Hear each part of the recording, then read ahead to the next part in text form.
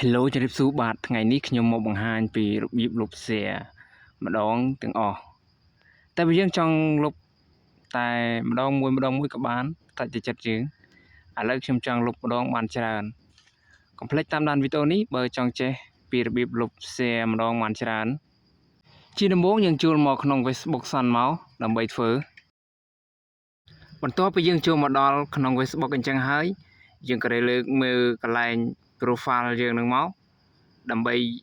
ចុចចូលក្នុង profile តោះពេលយើងចូលមកដល់ក្នុង profile ហើយគឺវាមានទម្រង់បែបនេះឥឡូវខ្ញុំសូមចូលទៅ share វីដេអូដើម្បីធ្វើជាការបង្ហាញបន្ទាប់ពីខ្ញុំចូលមកចំណុចវីដេអូនឹងហើយខ្ញុំចុចអូសរាល់វីដេអូណាមួយដើម្បី share ឥឡូវខ្ញុំចុច share ទៅលើវីដេអូនឹងហើយអញ្ចឹងខ្ញុំ share វីដេអូប្រហែលជាចំនួន3វីដេអូចុះដើម្បីធ្វើជាការបង្ហាញបន្ទាប់ពីខ្ញុំ share វីដេអូដែលខ្ញុំចង់ share ហើយឥឡូវខ្ញុំត្រឡប់មកវិញនឹងចូលក្នុង profile ដដែល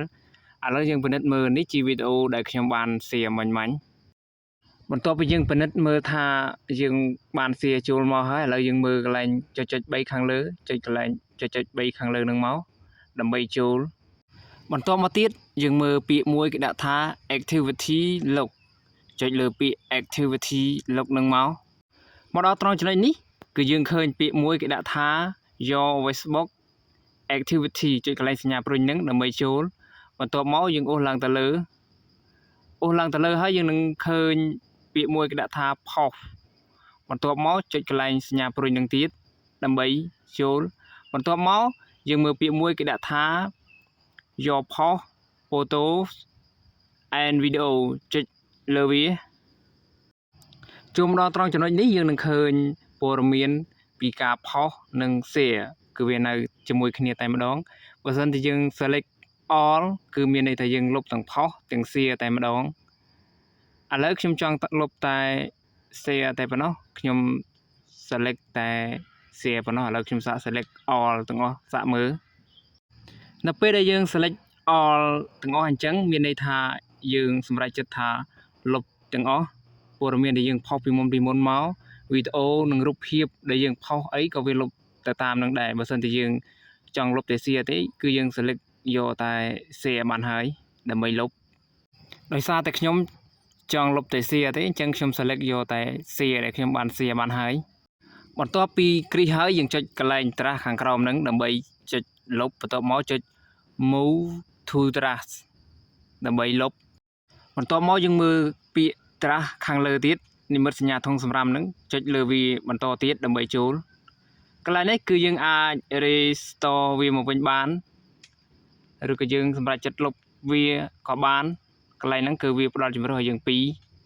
អញ្ចឹងខ្ញុំ select ពាក្យថា all នៅខាងលើបន្ទាប់ពីខ្ញុំ select all នៅខាងលើហើយមើលខាងក្រោមនេះមានសញ្ញាចុច3យើងចុចកន្លែងសញ្ញាចុច3ហ្នឹងបន្ទាប់មកយើងមើលខាងក្រោមសញ្ញាធុងសម្រាមមានពាក្យ delete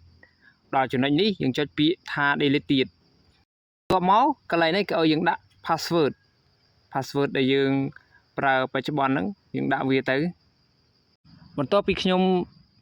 ដាក់ password ខ្ញុំចូលហើយឥឡូវខ្ញុំចុច submit នៅពេលដែលខ្ញុំចុច submit គឺវា refresh ទៅហើយកន្លែងហ្នឹងគឺអាស្រ័យទៅលើអ៊ីនធឺណិតដើរលឿនឬក៏យឺតបើសិនជាវាដើរយឺតគឺការរងចាំរបស់យើងគឺវាយូរទៅតាមនឹងដែរឥឡូវឃើញថាលុបបានសម្រេចហើយឥឡូវយើងចេញមកក្រៅមកឥឡូវយើងចេញមកក្រៅហើយឥឡូវយើងអូសមើលចង់ដឹងថាតើវាបានលុបដែរឬអត់នៅអ្វីដែលយើងបាន share មិញបន្ទាប់ពីខ្ញុំអូសមកឃើញថាវានៅទេគឺលុបអត់ទាន់បាត់ទេអញ្ចឹងគឺយើងអូសឡើងទៅលើវិញគឺយើងចុច refresh វាមួយមកគ្រាន់តែយើងទាញពីលើចុះក្រោមមកគឺជាការស្រេចហើយយើងអូសទៅក្រោមវិញមកដើម្បីមើលថាតើវាបាត់ដែរឬអត់នៅពេលដែលយើង refresh វាមួយហើយបន្ទាប់មកគឺឃើញថាវាបាត់ហើយវីដេអូនេះគឺមានតែប៉ុណ្្នឹងទេសម្រាប់ការចែករំលែកអរគុណនិងសូមជម្រាបលាជួបគ្នានៅវីដេអូក្រោយទៀតកុំភ្លេចជួយចុច like និង subscribe ដើម្បីទទួលបានវីដេអូថ្មីៗជាបន្តបន្ទាប់ទៀត